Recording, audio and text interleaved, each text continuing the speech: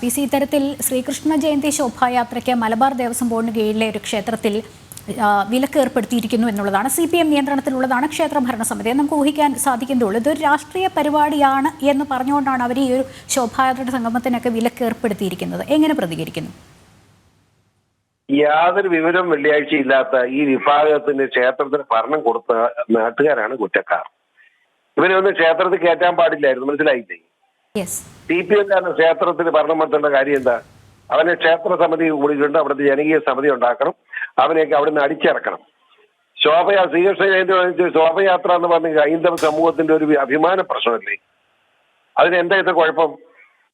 അതിനെ തടയണം എന്ന് പറയാനായിട്ട് ഇവനെന്താ അവകാശം? അതായത് പിണറായിയുടെ സ്വഭാവം അവന്റെ അണികൾക്ക്, അതാണ് ഇത് കുഴപ്പം. ഇതൊന്നും അനുവദിച്ചു കൊടുക്കാൻ പാടില്ല. അവിടെ ജനകീയ പ്രക്ഷോഭം ഉണ്ടാക്കണം, അവിടെ ബലമായിട്ട് ശോഭയാത്ര നടത്തണം, അതിന് എല്ലാ സഹായവും ജനങ്ങളുടെ ഉണ്ടാകണം.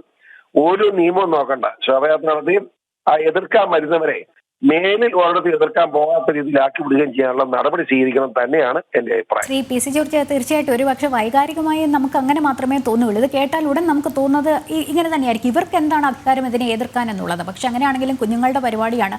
അവിടെ ആ ഒരു പ്രദേശത്ത് ഈ ശോഭയാത്രയുമായി ബന്ധപ്പെട്ട സംഘർഷം തീർച്ചയായിട്ടും ഇതിന് ശേഷം പറയുക ഇത്തരത്തിൽ RSSനൊക്കെ തന്നെയായിരിക്കും കുറ്റം പറയുക, രാഷ്ട്രീയ സ്വയം സേവക സംഘത്തിനൊക്കെ തന്നെയായിരിക്കും കുറ്റം പറയുക. ഒരു പക്ഷേ അതിനൊക്കെ വേണ്ടിയിട്ടുള്ള മുന്നൊരുക്കമായിരിക്കും ഇത്തരത്തിൽ മനഃപൂർവ്വം ഇങ്ങനെ ഒരു സ്പർദ്ധ ഉണ്ടാക്കാൻ വേണ്ടിയിട്ട് ഈ ഒരു CPM നിയന്ത്രണത്തിലുള്ള ക്ഷേത്ര ഭരണസമിതി ഇതിന് വിലക്കേർപ്പെടുത്തിയിരിക്കുന്നത്. അതുകൊണ്ട് തന്നെ അവിടെ നിന്ന് മാറി ഈ ഒരു ശോഭായാത്രാ സംഗമം മാറ്റി നടത്താൻ തീരുമാനിച്ചിട്ടുണ്ട് ബാലഗോകുലം ഭാരവാഹികളെന്നാണ് അറിയാൻ സാധിക്കുന്നത്. പക്ഷേ താങ്കൾ പറഞ്ഞതുപോലെ ഈ ക്ഷേത്ര ഭരണസമിതിയൊക്കെ മാത്രമല്ല ഈ സമസ്ത മേഖലകളും CPM നേതാക്കൾ അണികളൊക്കെ അങ്ങ് പിടിച്ചെടുക്കുകയാണല്ലോ. പ്രത്യേകിച്ചും എനിക്ക് തോന്നുന്നു ഈ സാമ്പത്തികമായി കൂടിയുള്ള ലാഭം കൂടിയൊക്കെ നോക്കിയിട്ടായിരിക്കും ഇത്തരത്തിൽ എല്ലാ മേഖലകളിലും കയറി, പ്രത്യേകിച്ച് ഈ ക്ഷേത്രങ്ങളിൽ കയറി ഖജനാവിലേക്ക് കണ്ണും നട്ട് ഇത്തരത്തിൽ ഭരണമൊക്കെ ഏറ്റെടുക്കുന്നത്.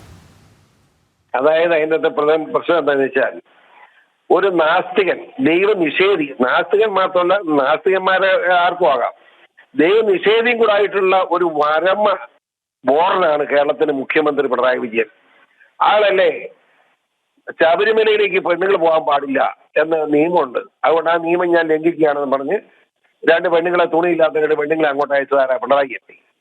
100-300 പോലീസുമായിട്ട് 2 പെണ്ണുങ്ങളെ പാൻറ് വിട്ട് ചാടുക. ഞാനങ്ങനെ എതിർത്ത് ആദ്യം ആയിരക്കണക്കിന് അയ്യപ്പ ഭക്തന്മാരും കൂടിയാ കൂടത്ത്, ഞാൻ ഓർക്കായിരുന്നു. അതിപ്പോ ഈ പിണറായിയുടെ സ്വഭാവമാണ് എതിർക്കുക. ഞാൻ അവിടെ എതിർത്തോണ്ട് എന്താ കുറ്റം? വന്ന ജനം മുഴുവൻ നമ്മുടെ കൂടിയെന്ന് മാത്രമല്ല, ഈ പെണ്ണുങ്ങളെ കേസ് നടന്നില്ല. അവിടെ അയ്യപ്പന്റെ മുൻവശത്തോടൊന്ന് കയറ്റാൻ ഒരു കാരണവശാലും കയറ്റുകയെന്ന് തീരുമാനിച്ചു.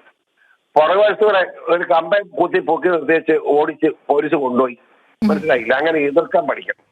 ഇവിടെ ശോഭയാത്ര അവിടുന്ന് ക്ഷേത്രത്തിൽ നിന്ന് തന്നെ ആരംഭിക്കണം. ആരെന്നെ ഇന്ന് കാണട്ടെ, അതാണ് എൻ്റെ അഭിപ്രായം. തോറ്റു പോകരുത്. തോറ്റുപോയാൽ കുഴപ്പമാണ്. തോറ്റുപോയാൽ ഇമാര് നമ്മുടെ തലക്കറി ഇരുന്ന് നിരങ്ങും. തലക്കറി നിരങ്ങ് മാത്രമല്ല, അമാര് എന്തും ചെയ്യും.